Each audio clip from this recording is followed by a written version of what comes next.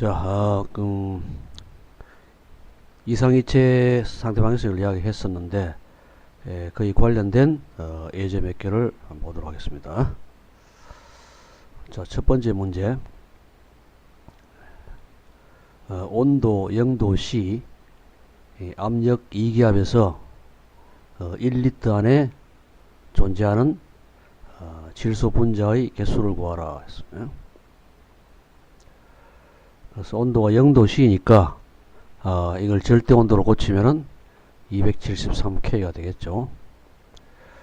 자, 그리고 이상이체 상태 방식 PB는 LRT니까 여기서 묻는 것은 질소 분자 개수를 구하라 했으니까 우선 몰수를 구해야 되죠. 이상이체 상태 방식에서 몰수를 구할 수 있겠죠. 몰수는 PB 나누기 RT예요. 자, 여기서 R을 갖다가 0.082 리터 암페어 퍼 몰 K를 쓰면은 0.08이 되잖아요. 그리고 온도 T는 273K이고, 그리고 압력은 요 기압이니까 요도 기압수만 되고 2기압수고, 그리고 1리터니까 부피도 1리터로 고치면 되죠. 자, 그러면 0.089 몰이 나옵니다. ATM 떨어지고 그리고 K 떨어지고 L 떨어지고 해가지고 단위가 몰 되죠. 자, 그래서 0.089 몰이 있다. 그래서 온도 0도씨 2기압에서 1리터 안에 존재하는 질소 분자의 몰수는 0.089 몰이다 라는 것을 알 수 있죠. 자, 그런데 질소 분자의 개수로 가라 했으니까 질소 분자의 개수는 몰에다가 1몰에 존재하는 기체 분자 수 아보가드로 넘버로 곱하면 되겠죠. 자, 그러면은 5.38 곱하기 10의 22승계의 질소 분자가 1리터 안에 존재한다는 것을 계산해낼 수 있습니다. 자, 문제 2는 온도 46도씨 압력 600토르에서 질소 기체 500ml의 밀도를 구하라 했어요. 자, 밀도를 구하라 했기 때문에 밀도라고 하는 것은 이 부피 분의 질량이잖아요. 질량이죠.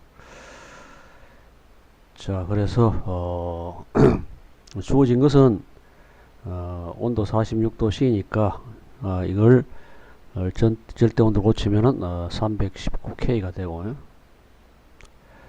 그리고 압력은 600토르고 이 볼륨이 이 부피가 500ml죠. 자, 그래서 이 밀도는 질량에다가 부피를 나누는 것이 되는데, 그런데 이 몰수라는 것이 이 분자량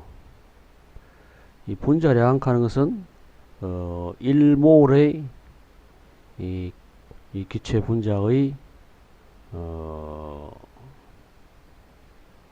있죠. 1몰의 기체 분자의 이 질량입니다. 그래서 그래서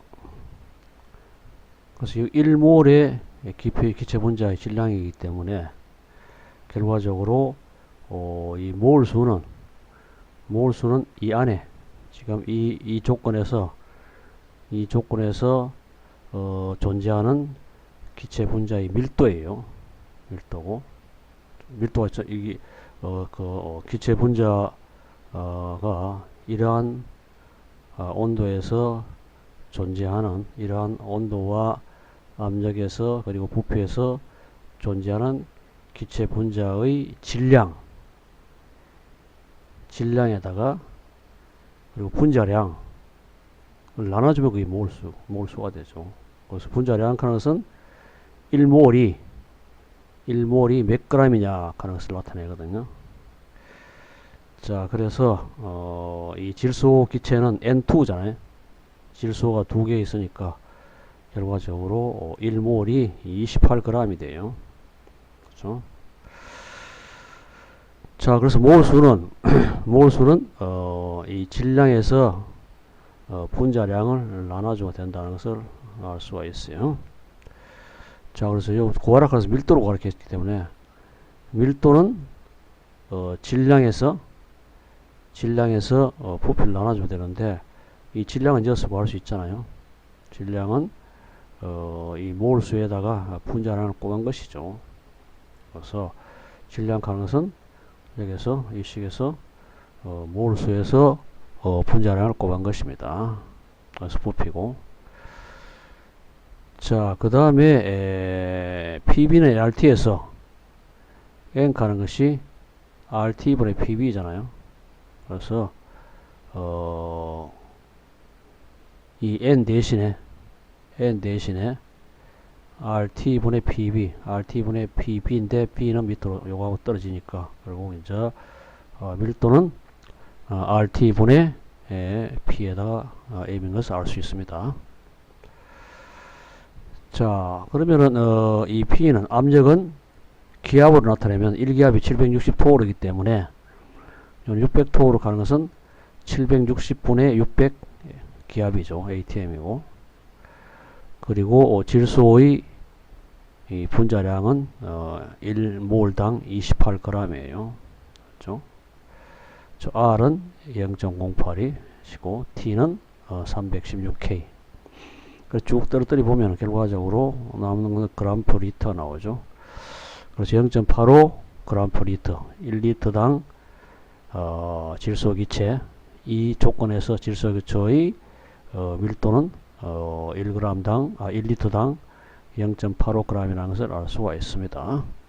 자, 그래서 이 문제를 푸는 데 있어서 우리 분자량이라 하는 그런 개념을 알아야 되죠. 그래서 분자량 하는 것은 1몰에 몇 g이냐 하는 걸 나타내거든요.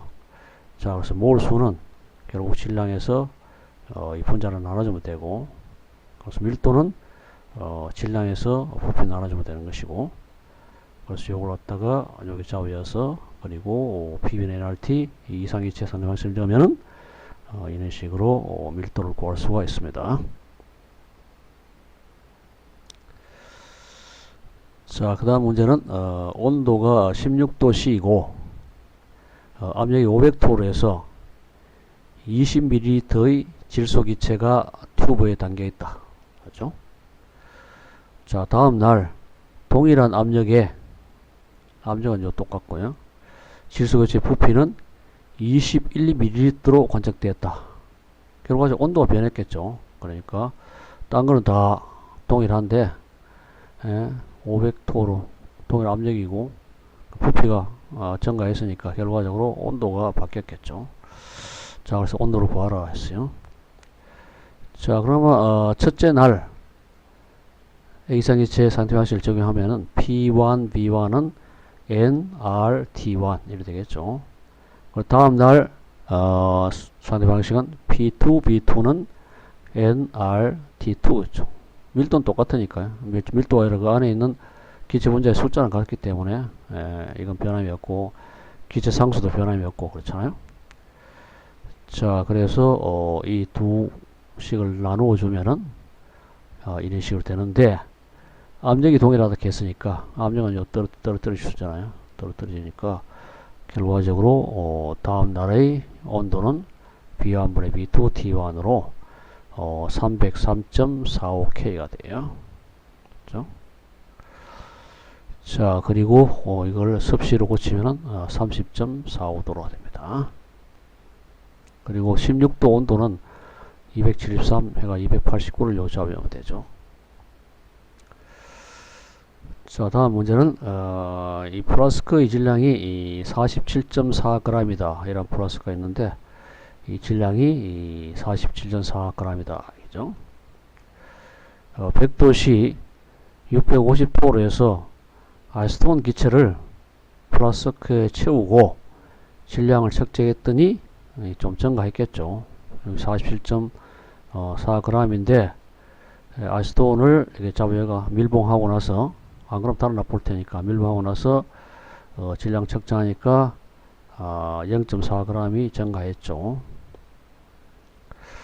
자, 프레스크의 그 부피가 270ml라면 아시톤의 이 분자량은 얼마냐 이런 물었어요. 자, 분자량은 아까 이야기했다시피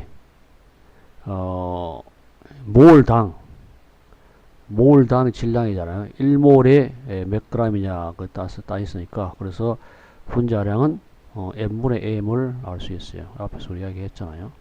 이거랑 똑같은 식이죠. 그래서 분자량 가능성 1몰에 몇 g이냐를 나타내니까 수학적으로 표현하면은 m몰이 mg 같으면은 요것이 바로 1몰에 몇 g인 걸 나타내죠. 그래서 분자량은 이런 식으로 정해야 되잖아요. 그리고 이상기차 상태 방정식에서 PB는 nRT니까 n은 RT분의 PB고요. 맞죠? 자, 그러면 여기서 이 n 대신에 요걸 잡아주면은 이 분자량은 PV분의 mRT가 됩니다. 자, 여기서 아시톤의 질량은 요 0.4g이잖아요. 플라스크가 47.4인데 아시톤 기체를 채우고 나서 측정이 47.8이니까 결과적으로 아시톤의 질량은 0.4g이에요. 자, 그리고 R은 이런 값이고, 온도는 100도라고 했으니까 100도 C니까 373K고요. 자, P는 기압으로 고치면은 650 나누기 760 기압이고, 자, 부피가 270ml라 해서 ml는 10-3승이기 때문에 이런 식으로 주어지고, 그래서 아시톤의 이 분자량이 52.98 1몰당 50.898g인 것을 계산해낼 수가 있습니다. 그래서 이와 같이 이상기체에 관련된 상태 방식을 이용함으로써 여러가지 문제를 풀 수가 있습니다.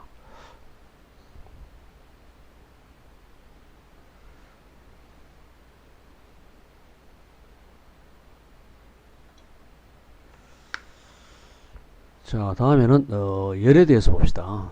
열은 에너지예요. 그래서 열은 히트는 에너지의 한 형태이다 했어요. 자, 물체는 열 에너지를 가진다. 열 에너지는 물체를 구성하는 원자나 분자의 운동에 의한 운동 에너지와 진동, 회전 등의 위치 에너지의 합이다. 이 열 에너지 때문에 물체는 온도를 가집니다.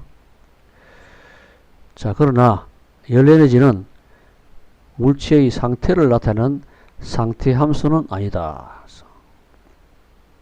상태 함수까지 이야기하면 좀 복잡하니까 그에 대해서 이야기하지는 않겠습니다. 그래서 간단히 이야기하면은 상태 함수는 물체의 상태를 나타내는 그런 함수로서 온도, 압력, 부피죠. 그래서 이상기체 상태 방정식에도 보다시피 이 압력, 그 다음에 부피, 온도와의 관계를 주는 것이 PB는 nRT잖아요. 자, 그래서 모든 물체의 이 상태는 이 온도와 압력과 부피로 표현이 되고, 이것이 온도에 따라서 변하는 게죠. 그래서 온도에 따라서 변하는 어떤 물질의 상태를 표시하는 함수, 상태 함수, 그것이 온도와 압력과 부피입니다. 그래서 이 열 가능성 상태 함수는 아니고 에너지예요. 에너지. 그냥 일과 마찬가지로 이 다른 물체가 주고받는 그냥 에너지예요. 그래서 물체 뭐 스프링 같으면 스프링에 늘어난 길이라든지 이 스프링의 이 스프링 상수 이런 것들이 이제 일종의 거기 상태 함수에 속하는 것이죠. 그런데 우리 앞에서 역학 부분에서 했다시피 이 운동 에너지 또는 위치 에너지 이런 것은 그냥 에너지예요. 열도 마찬가지로 에너지예요. 주고받고 운동 에너지를 주고받고 위치 에너지 주고받고 하다시피 마찬가지로 열도 일과 마찬가지로 에너지입니다. 맞죠? 자, 그래서 물체에 열이 주어지면은 물체를 구성하는 원자나 분자의 운동이 활발해짐으로써 물체의 온도가 올라갑니다. 물체의 온도가 올라감에 따라서 물체는 변형을 또 할 수 있고 크기가 커질 수 있잖아요. 또한 물체의 상태가 바뀔 수 있죠. 고체에서 액체로, 액체에서 기체로 이런 식으로 열에 의해서 물질의 상태가 변할 수가 있습니다. 그래서 여기서 핵심적인 내용이 열은 에너지라는 것을 기억해 둬야 됩니다.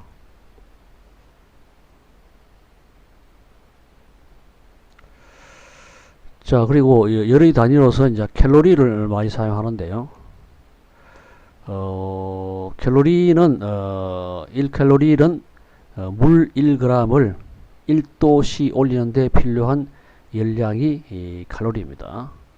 그래서 우리 일상생활에서 칼로리를 많이 사용하는데요. 특히 이제 음식 관계돼 가지고 살을 빼야 되는데 그래가지고 먹는 음식의 양을 줄여야 되죠. 그래서 그게 이제 칼로리에 해당되니까 그래서 음식에 관계되는 칼로리 계산 이런 것이 많이 이 영양학 이런 것들이 많이 발전해 있죠. 그래서 사람들이 이 칼로리 음식이 만드는 칼로리에 대해서 많이 예민해집니다. 안 그러면 많이 먹으면 살이 찌기 때문에 그래서 날씬해지기 위해서는 이와 같이 이 음식 관계되는 칼로리를 알고 그에 맞춰가지고 자신을 맞춰가지고 이제 살이 찌지 않도록 음식을 섭취해야 되겠죠.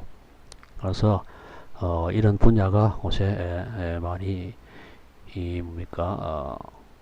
여러 사람들이 연구하는 분야 중에 하나죠. 그래서 보면은 각 음식 경우에 칼로리들이 킬로칼로리입니다. 킬로는 10의 3승이니까요. 자, 그래서 어쨌거나 1칼로리라 하는 것은 물 1g을 1도씨 올리는데 필요한 열량을 우리가 칼로리라고 정의를 합니다. 자, 그리고 어떤 물체에 열을 가하면은 아까 이야기했다시피 온도가 변하겠죠. 온도가 올라가겠죠. 열을 가하면은 어떤 물질에 열을 가하면 온도가 올라갑니다.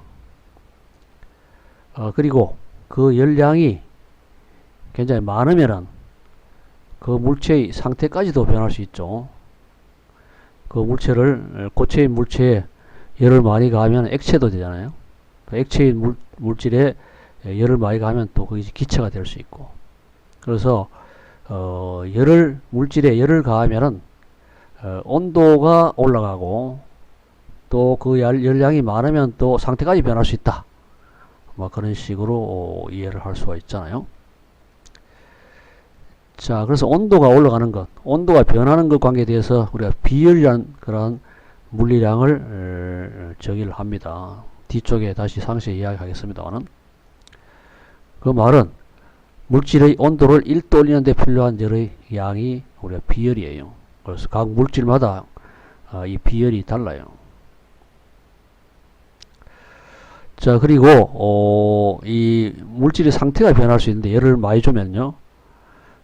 그래서 이 고체가 액체로 될 수 있죠.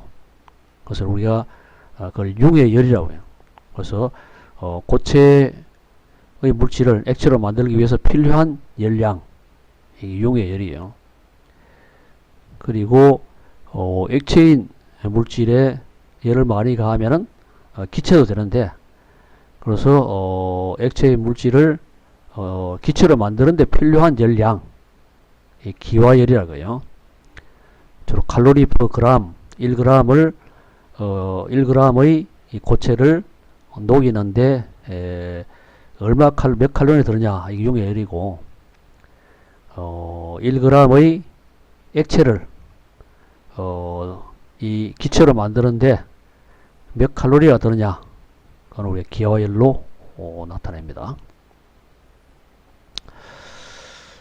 자, 그래서 이 물질의 이 상태는 고체, 액체, 기체 세 가지가 있잖아요. 근데 고체의 경우에는 열을 가하면은 온도가 올라가거나 녹죠. 그래서 어떤 융해가 되잖아요. 액체의 경우는 열을 가하면은 온도가 올라가거나 이 기체로 변하죠. 그래서 이 기화되죠. 반면에 기체의 경우는 상태의 변화가 없죠. 더 이상 상태의 변화는 없고 열을 가하면 온도만 올라가겠죠. 기체 온도가 올라가겠죠. 자, 그리고 공통적으로 물질의 온도가 올라가면은 길이나 부피가 늘어납니다. 자, 그래서 이러한 현상들에 대해서 앞으로 이야기할 겁니다. 그래서 앞으로 열을 가했을 때 물질한테 어떤 현상이 발생하는가에 대해서 알아보도록 하겠습니다.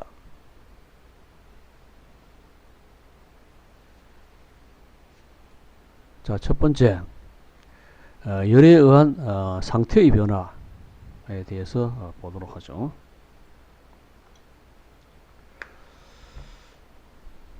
앞에서 이야기했습니다만은 고체나 액체의 경우 많은 열이 유입되면은 상태가 변하기도 한다 했죠.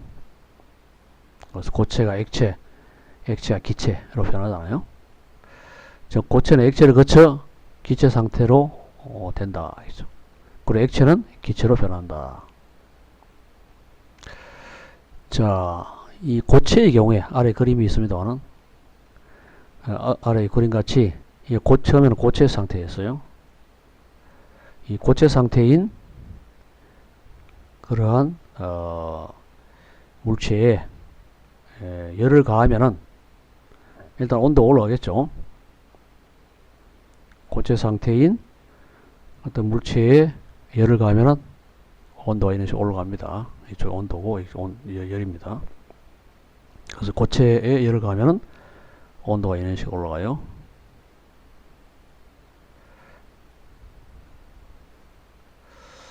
자, 그러다가 이 녹는점, 고체의 녹는 점이 물질에 따라 다릅니다.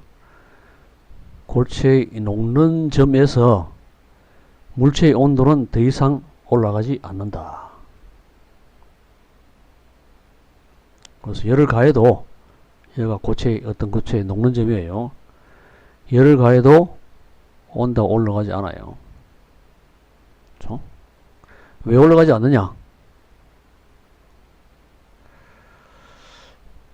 자, 그 사이에 이제 열이 어떤 작용을 했냐 하면은 온도는 올라가지 않고 물체가 고체 상태를 유지하기 위해서는 원자나 분자 사이 결합력이 존재해요.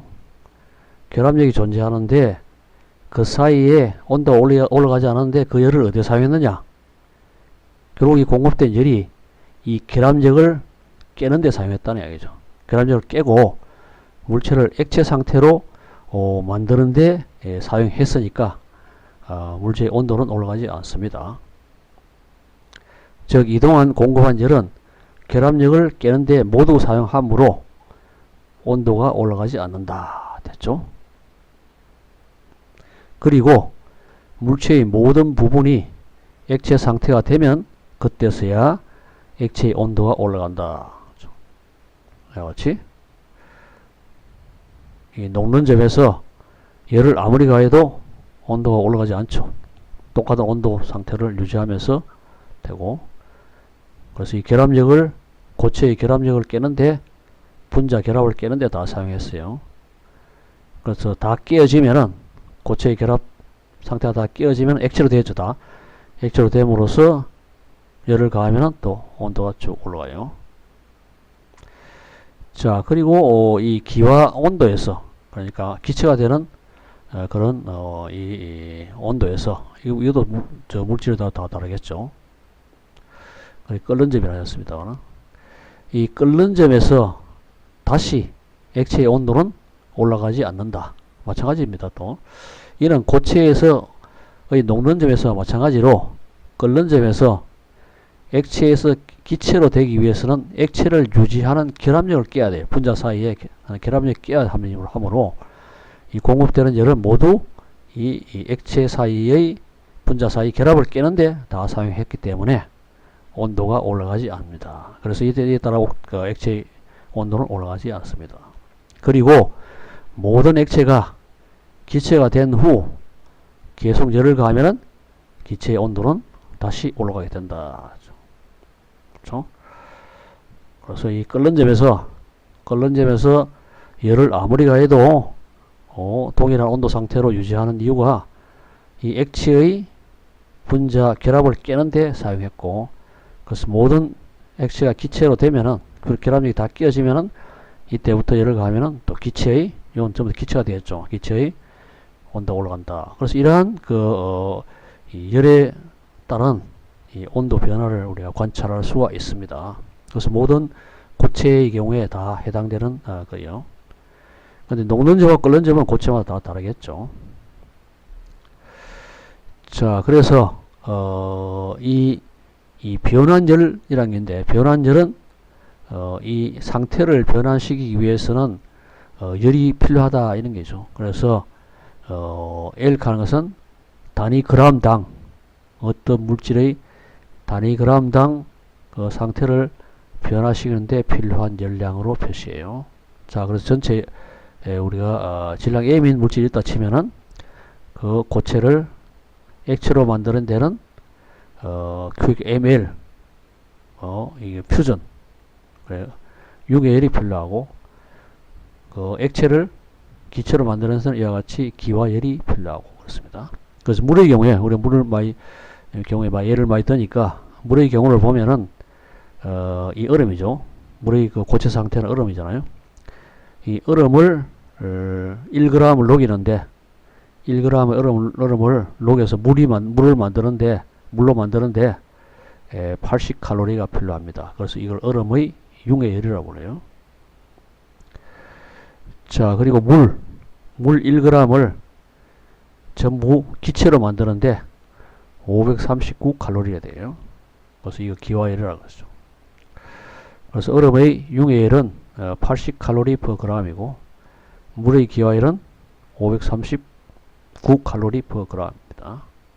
그 질량 M인 얼음 같으면 여기다가 M을 곱해줘야 되겠죠. 그리고 질량 M인 물 경우에도 마찬가지로 여기다가 M을 곱해야지 기화열을, 총 기화열을 구할 수가 있습니다.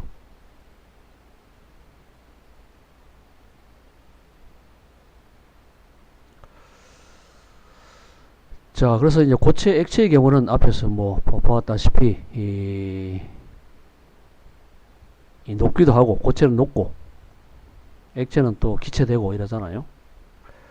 그래서 기체의 경우에는 뭐 열을 가하면은 그냥 기체 상태를 그대로죠. 그냥 기체의 온도만 올라가겠죠. 자, 그런데 기체라는 것은 어떤 공간에 가둬야 되죠. 고체는 그냥 고체 상태에 있으니까 그대로 공간에 두면은 고체가 뭐 달아나지 않잖아요. 달아나지 않고, 액체도 물론 그릇이라든지 이런 데 담아 놓으면은 그 표면에서 좀 달아나긴 하지만 어쨌거나 그 상태를 유지하죠. 근데 기체를 갖다가 그냥 용기에 담가 놓으면 다 날아가 버죠. 그래서 기체의 경우는 일단 밀폐를 시켜야 돼요. 밀폐를 시켜야지 기체가 달아나지 않습니다. 자, 그래서 기체를 밀폐시키는데 이런 피스톤, 이제 피스톤을 사용한다고 칩시다. 그래서 이 기체 자체가 이 열기관에 사용되거든요. 열기관에 대해서 뭐 상세히 이야기하지는 않겠습니다만은, 가솔린 엔진이라든지 디젤 엔진이라든지 이러한 열기관에서 기체를 연료로 사용하고 있어요. 그래서 이 기체를 밀폐시키는데 피스톤을 사용하잖아요. 그래서 이런 모양입니다. 그래서 이게 이제 왔다 갔다 할 수도 있고 고정시킬 수 있는데, 어쨌거나 이 피스톤이 완전히 밀폐되었죠. 이 공간 안에 기체를 밀폐를 시켰습니다. 그래서 이게 이제 피스톤이 왔다 갔다 할 수 있도록, 기체 압력이 높아지면 이게 기체가 미니까 이런 식으로 팽창하고, 여기에다 돌 같은 걸, 어떤 물체를 또는 피스톤, 샤프트를 해가 밀면 또 압축시킬 수도 있고요. 자, 그래서 기체의 경우는 결과적으로 압축과 팽창을 하잖아요. 그렇죠? 압축과 팽창을 하니까 이 팽창할 때 외부로 일을 하죠. 일을 함으로써 뭐 이것이 추하고 연결해가지고, 자동차 추하고 연결해가지고 자동차를 움직이게 만들 수 있죠. 그래서 열기관에 이제 이런 식으로 기체가 사용되는 거죠. 뭐 고체 경우는 그 팽창 해봐요. 나중에 좀 이따 이야기했습니다만, 이 팽창, 액체도 팽창하지만 별로 팽창을 안 하잖아요. 많이 팽창 안 하는데, 기체는 상당히 온도에 따라서 많이 팽창을 하죠. 그래서 그걸 갖다가 이용해서 우리가 이 자동차라든지 이런 걸 갖다가 이동시키는데 사용할 수 있다. 열기관에 기체가 사용된다. 그런 얘기죠. 자, 그래서 고체나 액체는 온도에 따른 이 부피의 변화가 크지 않다. 그러나 기체의 경우 온도에 따른 부피 변화가 큼으로써 쉽게 압축과 팽창이 가능하다. 그리고 이러한 압축과 팽창에 의해 기체가 일을 하거나 또는 기체의 일에 행해질 수 있다. 그렇죠? 이에 따라 기체를 이용한 열기관이 가능하다. 그런 이야기입니다. 자, 기체가 이제 이 온도가 높아져 팽창하면 한 일이 뭐냐? 예를 들어 높이 h만큼 요 있다가, 원래 요 있다가 요 위치에 있다가 이 위치까지 팽창했다 고 했을 때 기체가 한 일이 뭐냐? 뭐 일은 힘에다가 이동 거리 h를 꼽으면 되잖아요. 꼽으면 되죠. 그래서 기체가 이 팽창함으로써 외부에 일을 하게 되는데, 그 일의 크기는 이와 같이 힘에다가 이동 거리를 꼽으면 돼요. 자, 그런데 힘은 기체 압력이기 때문에, 압력으로 이제 표현하기 때문에, 압력으로 표현하면은 힘은 압력에다가 면적이잖아요. 면적. 단면적. 그렇죠? 요것이 뭐예요? 요것이 부피 변화잖아요. 부피 변화. A에다가 이 단면에다가 H 곱하면 부피가 변화한 양이죠. 그래서 기체가 팽창에 의해서 한 일은 기체의 압력에다가 늘어난 부피를 꼽은 만큼 외부에 일을 한다는 것을 알 수가 있습니다. 자, 그 다음에 이제 압축시키면 돼요. 여기다 돌을 갖다 더 얹어 놓으면 밑으로 압축될까요? 압축시키면은 마찬가지죠. 압축 똑같은 공식이고, 대신에 마이너스 값이 붙겠죠. 그래서 기체의 외부에서 힘을 줬는 기죠. 일을 했는 기죠. 그래서 외부에서 이런 식의 일을 함으로써 기체를 압축시킬 수 있고, 이 기체가 팽창함으로써 외부에 일을 해준다는 것을 알 수가 있습니다.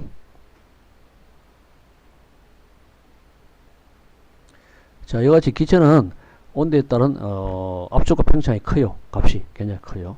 그러니까 이걸 갖다가 이 성질을 이용함으로써 열기관을 구성할 수가 있습니다. 그래서 열기관을 뒤쪽에 한번 보면요, 이는 열기관이죠. 알다시피 이 가솔린 기관이에요.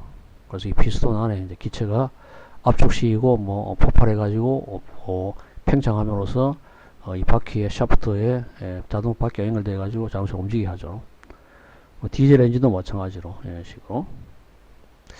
자, 이같이 이제 기체의 경우는 이 압축 팽창이 쉽고, 그리고 압축과 팽창되는 이 부피가 크기 때문에 외부에 큰 일을 할 수 있기 때문에 우리가 이러한 기체의 특징을 이용함으로써 열기관을 구성할 수 있다.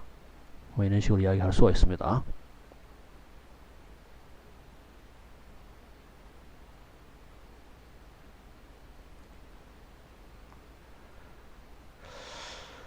자, 그런데 고체나 액체의 경우는 이 온도 변화에 따라서 부피의 변화가 그렇게 크지 않아요.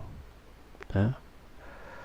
그래서 이 온도에 따른 변화, 고체나 액체의 이 그 크기 변화를 갖다가 이 길이 평창 계수 알파로 표현되나. 길이 평창 계수는 온도에 따른 원래 길이에요. LG는 원래 길이고 이 온도에 따라서 이제 온도 변화가 크면은 길이 변화가 크겠죠. 그렇죠? 그래서 이 알파가 이 길이 평창 계수입니다. 그래서 꽤 적어요. 보면 길이 평창 계수가 15-6성이잖아요. 온도 1도 그 변화에 따라서 이 원래 길이의 15-6성배만큼 팽창하니까 굉장히 이 작은 양이 팽창해요. 그래서 물질에 따라서 이 팽창 계수가 다 다릅니다. 자, 기체의 경우는 사실 부피 팽창 계수를 갖다 정의하는데요. 부피는 액체는 그러니까 뭡니까? 물론 고체도 이제 상하 XYZ 방향으로 다 팽창을 하지만은 한쪽 방향만 정의하면 돼요. 하면 되는데 물론 이제 부피 팽창은 3배 꼽으면 될 것입니다만은. 자, 그래서 이 부피 팽창 계수는 실제 액체 쪽에 많이 이제 이런 식으로 정의를 하죠. 정의를 하는데 길이 팽창 계수의 3배 정도다 보면 돼요. 왜냐면 XYZ 방향 세 방향이기 때문에. 그래서 부피의 변화는 온도 변화에 비례하는데 그 비례상수가 바로 부피 팽창 계수다. 이건 길이니까 L이니까 한쪽 방향이고요. 이건 부피니까 이런 식으로 3배가 된다는 것을 알 수가 있습니다.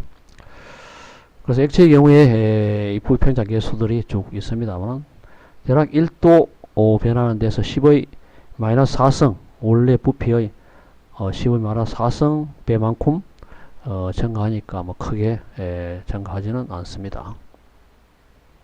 그렇지만 온도계 앞에서 온도 알코올의 이거 부피 팽창을 이용한 온도계 적용도 이용할 수 있고 뭐 여러 가지 있습니다만 어쨌거나 상당히 작은 그러한 부피 변화가 있습니다.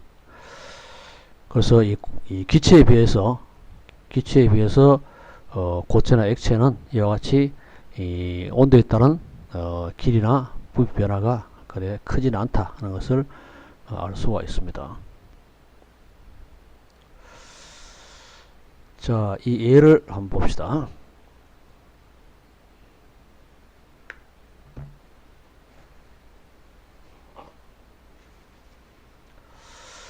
자, 1번 문제 10m인 구리 막대가 있다 했어요. 온도가 10도에서 30도 C로 변할 때 구리 막대의 늘어난 길이는 얼마인가 했어요. 구리의 길이 팽창 계수는 1.67 곱하기 10-5성 per 도시다. 그래서 이거 아주 쉽죠. 뭐 별다른 거 없으니까요. 이 앞에 이 식을 이용하면 되니까요. 그래서 늘어난 길이는 팽창 계수에다가 원래 길이에요. 요소는 앞서 LG로 했는데 뭐 LG로 보면 되죠. 델타 T는 10도에서 30도 20도 그리고 보하면은 0.334cm다 하는 것을 알 수 있습니다. 자, 다음 문제는 이 나무바퀴의 바깥에 철로 된 얇은 원판을 끼우고자 한다. 옷에는 이런 거 잘 안 하겠지만은 옷은 전부 다 고무로 된 그러한 바퀴를 사용합니다만 뭐 옛날 서부 영화 같은 거 보면은 이러한 바퀴를 사용하고 있죠. 왜냐? 나무로 하면은 너무 많이 따라 가지고 오래 사용할 수 없으니까 바깥쪽에 철을 갖다가 끼우는 거예요.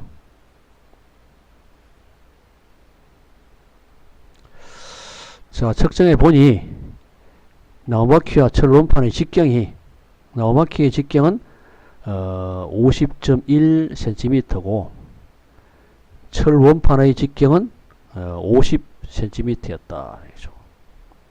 왜 이래 하느냐? 이 각기 해보면은 나중에 되면 이 달리다 보면은 빠져보잖아요. 그러니까 이 철 원판을 나무바퀴의 직경보다 조금 작게 만들었죠. 그래야지 이제 이 꽉 찌어지잖아요. 근데 이제 끼우기가 문제죠.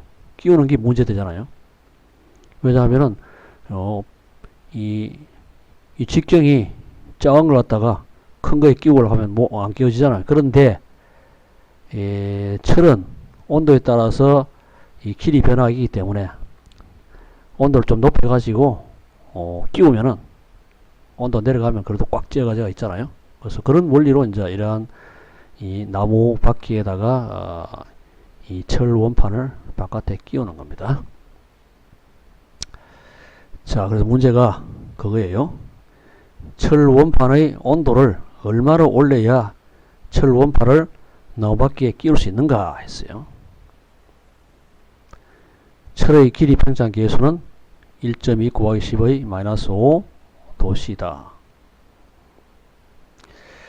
자, 그러면은 이 길이니까 원주를 구해야 되겠죠.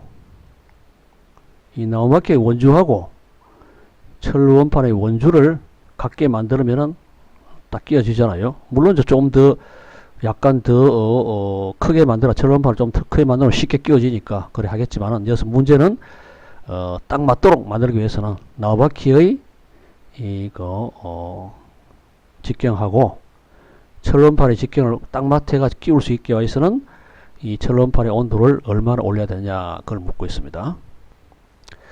자, 그래서 이 길이 평창 계수가 주어졌고 그 다음에 이것은 길이이기 때문에 결국 그 직경으로 해가 안 되고 원주를 구해야 되겠죠. 그래서 원주는 2파이 R이잖아요. 딴 거 없잖아요. 그렇죠? 자, 이 철 원판 I로 ion 해가지고 I로 해놨습니다. Li는 2파이 Ri죠. 그래서 I가 50cm니까 이걸 잡으면은 157cm 나와요. 그 다음에 우드 나무 원판 나무죠.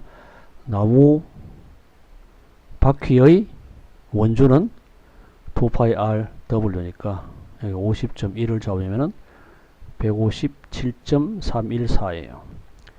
자, 그래서 이 바깥의 철 원판의 길이를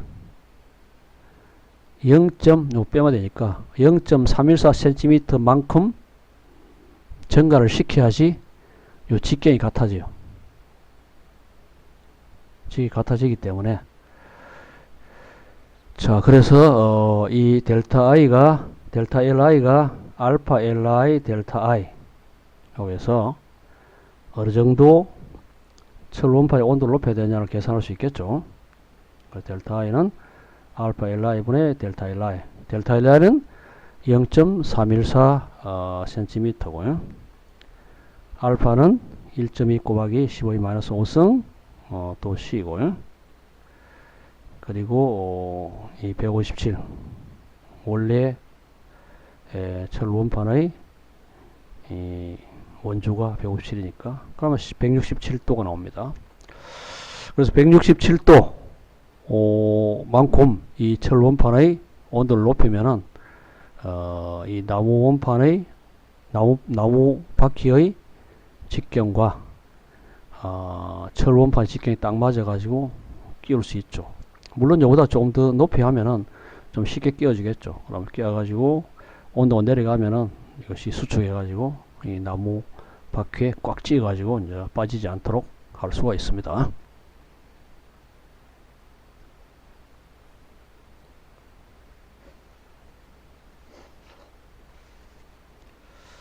자, 다음 문제는 수온 온도계의 끝에는 1cc의 통에 수온이 담겨 있다. 그죠?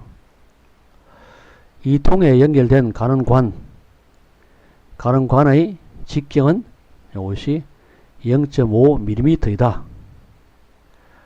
온도가 50도 증가할 때 수온이 올라가는 가는관의 높이 변화는 얼마인가 했어요. 수온의 부비평장 배수는 1.82 곱하기 10⁻4승 도시다.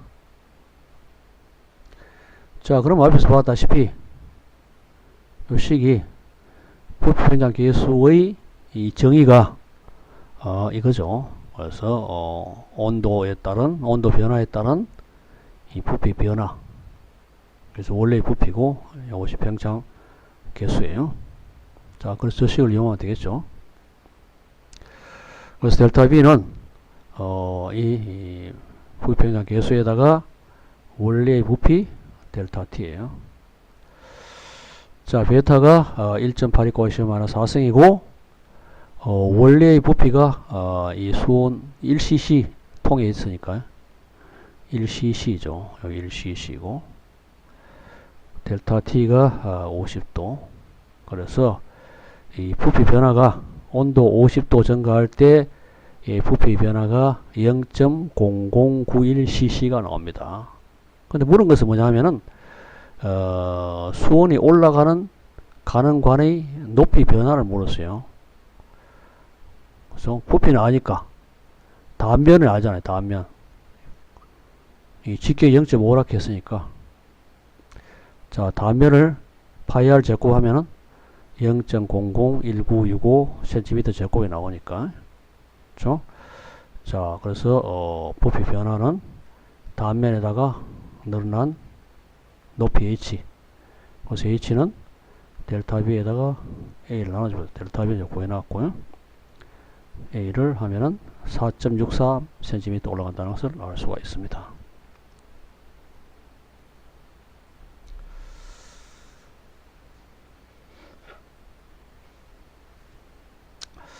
자, 다음 문제는 이 회중시계에서 사용한 시계 추의 줄은 황동으로 만들어졌다. 그래서 20도씨에서 진동 주기가 1초가 되도록 맞췄다. 그렇죠? 온도가 40도가 되면은 주기 변화는 얼마냐? 황동의 길이 평장 계수는 1.95, 1.93 곱하기 10⁻5성 도시다. 여러분 회중시계를 잘 모르는 사람도 있을 수 있어요. 회중시계는 이거죠. 그래서 이 추가 달려있는 시계죠. 그 영어로는 뭐냐 하면은 grandfather's clock이에요. 할아버지 시계예요. 그렇죠? 이것도 우리가 이런 모양이 회중시계를 grandfather's clock이라고 불러요. 자, 이게 이제 이 황동줄에다가 이게 추가 달려있다 그런 이야기잖아요. 달려있죠. 그래서 이것이 이는 진동을 하잖아요. 우리가 단진자 운동 뭐 배웠잖아요. 왜 단진자 운동을 하죠. 그걸 황동을 만들어졌다 했죠. 그 20도씨에서 이 진동주기 1초대로 맞춰놨는데 온도가 올라감에 따라서 여름 날씨에 여름에 뭐 온도가 상당히 올라가가지고 40도 되면 온도가 20도 변했잖아요. 그럴 경우에 이제 줄의 길이가 변해가지고 줄이 늘어나가지고 진동 주기도 변하겠죠. 그게 얼마 되느냐 그걸 물었어요. 그래서 앞에 우리가 단진자 운동을 했으니까요. 이 진동 주기가 2파이 루트 g분의 L 이거잖아요. 그래서 줄의 길이에만 관계되잖아요. 그래서 이 황동을 만든 줄입니다. 자, 이것이 이 온도가 높아짐에 따라서 줄의 길이가 변하죠. 그래서 앞에 식에서 1 플러스 알파 델타 t 이건 늘어난 길이잖아요. 늘어난 길이고 알파 델타 t L0가 앞에 해놓은 이거잖아요. 이거죠. 델타 늘어난 길이 변화는 알파에다가 원래 길이에다 델타 t니까요. 자, 그래서 이 황동줄의 길이가 L0였는데 온도가 델타 t 증가함으로써 L0에다가 더하기 L0 알파 델타 t 더한 값이죠. 그래서 L0를 묶어내가 이렇게 했잖아요. 자, 이런 식으로 이제 주기가 변했잖아요. 주기가 길어졌죠. 줄이 늘어나가 길어졌어요. 자, 그래서 이 2파이 g분의 L0로 묶어내고 1 플러스 알파 델타 t의 2분의 1승인데 여기 워낙 적은 값이잖아요. 적은 값이니까 요건 타우0잖아요. 요 타우0고 이거는 여러분 수학에서 많이 배웠다시피 2분의 알파 델타 t 나머지는 플러스 뭡니까 여기서 2분의 1에다가 팩토리얼 해가지고 알파 델타 t 제곱이잖아요. 제곱항이 워낙 저기 떨어뜨리고 그래서 첫 번째 항만 이런 식으로 하면은 충분하죠. 왜냐면 요 값이 워낙 작기 때문에 이런 식으로 요 식은 1 플러스 2분의 1 이런 식으로 근사할 수가 있습니다. 자, 여기서 이제 물은 것이면 주기 변화를 물었으니까 요 항이죠. 요거에다 요거한 그래서 타우지로에다가 2분의 알파 델타 요것이 이제 주기에 변화된 것이잖아요. 그래서 변화된 것이 얼마냐 이걸 물었으니까요. 그래서 델타 t는 온도 변화가 20도니까 20도고 알파는 이제 주어져 있고 타우지로가 1초니까 그래서 결과적으로 1.93 곱하기 10 많은 4성 초가 변한다는 것을 알 수가 있습니다. 그래서 0.19ms 그러니까 이 정도 변해도 크게 미리세컨드 변하기 때문에 크게 문제가 없죠. 그런데 옷에 사용하는 시계는 다 전자시계니까 정확도가 이보다는 훨씬 좋습니다. 그래서 주로 이용하는 것이 이 수정의 이 진동 주기를 이용해요. 그래서 굉장히 수정의 진동 주기가 변하지 않습니다. 그래서 온도나 이런 따라 변하지 않고 하니까 굉장히 정확한 그러한 시간을 줍니다. 그래서 요새는 대부분 전자시계를 사용하지 이러한 추시계는 거의 사용하지 않는데 그래서 그랜드파더스 클락이에요. 그래서 그랜드파더들이 사용한 시계. 그래도 크게 우리가 시간을 아는 데는 0.1ms 자체가 별로 중요한 시간은 아니에요. 어쨌거나 그렇지만 우리가 물리적 지금 현재 하고 있는 것이 이 고체나 액체의 온도에 따른 부피 변화 또 길이 변화에 관계해서 이야기하니까 이러한 결과가 나온다는 것을 알 수가 있습니다.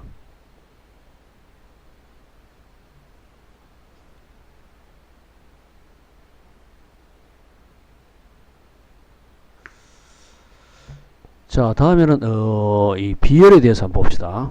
비열은 specific heat 또는 specific heat capacity라고 부르는데요. 그 의미가 뭐냐?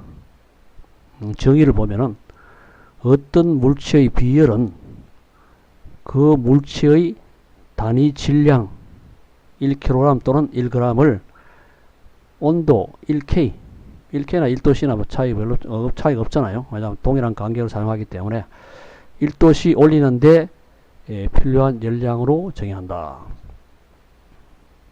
자, 그래서 비열은 단위 질량의 이 물질을 1도씨 올리는데 필요한 열의 양이 비열이다. 그죠? 그래서 단위를 보면은 킬로그램 K 분의 칼로리. 그래서 1kg을 1도씨 올리는데 필요한 열량 또는 1g을 1도씨 올리는데 열량 어느 걸 사용해도 상관없습니다. 문제에 따라서 문제 주어진 것에 따라서 사용하면 됩니다.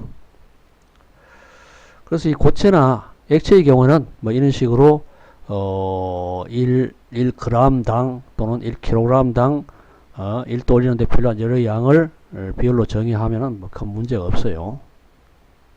그래서 보면은 이 물은 이건 줄 퍼 그램 도시라고 되어 있습니다. 나중에 이 칼로리하고 줄의 이 관계를 이야기하겠습니다만 이와 같이 이 액체라든지 고체, 이 기체도 있습니다. 이런 식으로 이제 이 비열이 정의가 됩니다. 자, 그런데 기체의 경우에는 이 질량이 워낙 적잖아요. 질량이 워낙 작기 때문에 이 질량보다는 킬로그램 그램보다는 몰을 사용하는 경우가 많아요. 그래서 1몰의 기체를 1도 올리는데 필요한 열의 양. 그래서 칼로리 퍼 몰 도시를 많이 사용합니다. 됐죠? 자, 그래서 이 비열을 우리가 C라는 이 단어를 사용하는데요. 이 C는 이런 식으로 적용이 될 수 있죠. 왜냐하면 1kg 또는 그램, 단위 그램을 1도 델타 T 올리는데 필요한 열의 Q 이런 식으로 적용이 되잖아요. 그래서 뭐 이런 식으로 정해야 되는 이런 형태로 식을 쓰다기보다는 이게 복잡하니까 차라리 Q 이퀄 MC 델타 T를 많이 사용해요. 요걸 기억해 둬야 됩니다. 그래서 1g 또는 1kg 어떤 물질을 델타 T만큼 온도를 올라가면은 요걸 1도 올리는데 필요한 열량이기 때문에 mkg 그리고 델타 T 온도 하면은 우리 필요한 열량은 Q가 되죠. MC 델타 T가 되죠. 그래서 이것이 1kg, 1g을 1도 올리는데 필요한 열량이기 때문에 mkg을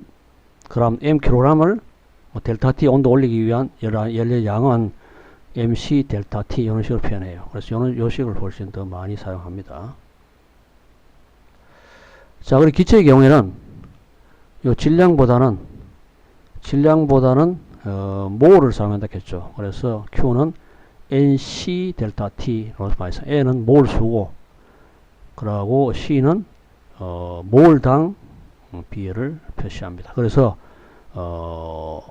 이것이 1몰의 기체를 1도씨 오는데 필요한 열량이기 때문에 M몰의 기체를 델타 T 온도 올리기 위해서 필요한 열량은 NC 델타 T 이런 식으로 표현되겠죠. 그래서 요 식을 많이 사용해요. 그래서 요 식하고 요 식을 기억해야 돼요. 우리가 잘 알고 있다시피 물의 경우는 1g 1도씩 올리는데 1칼로리가 필요하다고 했죠. 칼로리 단위가 우리가 앞에 정의를 했잖아요. 그런 식으로 이 칼로리가 물 1g을 1도씩 올리는데 필요한 열량이라 했으니까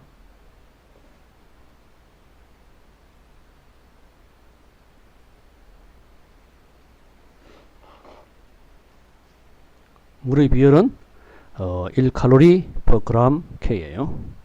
그렇죠? 그래서 좀 더 정확히 이야기하면은 이 물의 비율은 1기압에서 1g의 물을 14.5도의 C에서 15.5도 C로 1도 올리는데 필요한 열량으로 정의한다. 뭐 좀 더 정확하게 정의하면은 뭐 이래야 되는데 우리가 그냥 보통 그냥 1도 C 1g을 올리는데 필요한 열량 1칼로리로 정의를 합니다.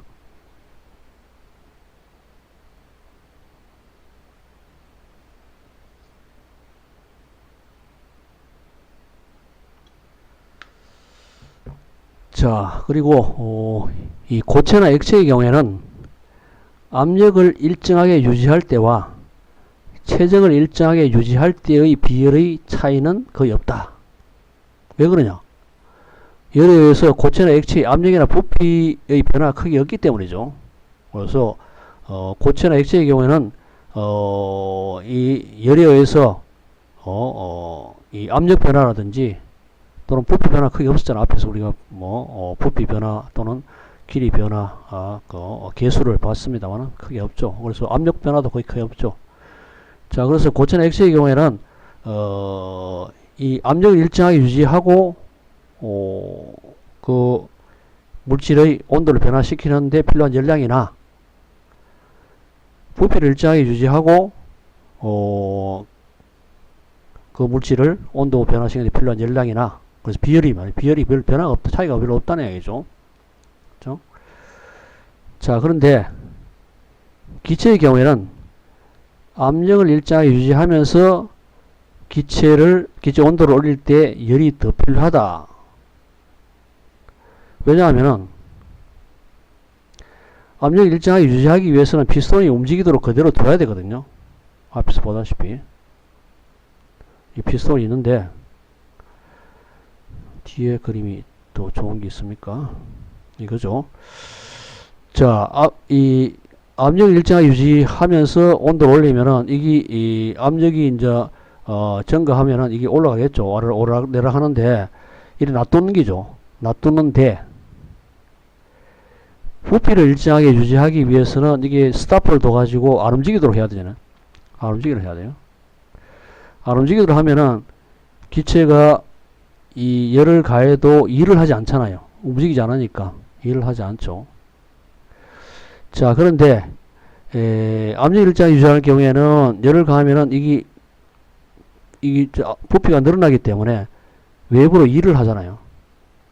일을 하니까 우리가 기체의 온도를 올리기 위해서 준 열량의 일부가 이 일을 해보니까 일이 거의 에너지가 없어졌잖아요. 그러니까 좀 더 많은 열을 줘야지 온도를 올릴 수 있어요. 부피를 일정하게 유지한 그 경우보다는 더 많은 열이 필요하죠. 우리 쉽게 이해가 되죠. 다시 한번. 그래서 부피를 일정하게 유지한 상태에서 열을 가하면은 그 열이 이 기체의 온도를 올리는데 다 사용되잖아요. 되는데 이런 식으로 피스톤을 움직이게 하도록, 압력을 왜냐하면 열을 가하면 압력이 증가하는데 이 스타프로 완전히 딱 고정시키면 압력이 막 증가하잖아요. 증가하기 때문에 그 압력을 일정하게 유지시키기 위해서 이걸 갖다가 움직이도록 이런 식으로 놓아두었죠. 자, 이런데 열을 가하면은 이 기체의 그 온도를 올리기 위해서 열을 가하면은 이 일부가 이게 팽창하잖아요. 기체가 이제 압력이 조금 팽창하기 때문에 압력을 낮추기 위해서 팽창하잖아요. 팽창하는데 외부로 일을 하잖아요. 그래서 일을 해보니까 우리가 준 열량 중에서 일부가 이 팽창하는데 사용해봤으니까 이 온도를 올리는데 줬는 열량 자체가 이런 식으로 외부로 일을 하는데 사용해봤기 때문에 1도 올리기 위해서는 더 많은 열량을 더 줘야죠. 이 경우에 비해서 보다. 그렇죠? 그런 걸 우리가 쉽게 이해를 할 수가 있습니다. 자, 그래서 이 고체의 경우에는 이 압력을 일정하게 유지하거나 부피를 일정하게 유지하거나 상관없이, 왜냐하면 부피 변화나 또는 압력 변화가 거의 없기 때문에 이 부피를 일정하게 유지하면서 열을 가하는 경우나 압력이 일정하게 유지하면서 열을 가하는 경우나 1도 올리는데 필요한 열량은 똑같아요. 고체나 액체의 경우는. 근데 기체의 경우에는 금방 이야기했다시피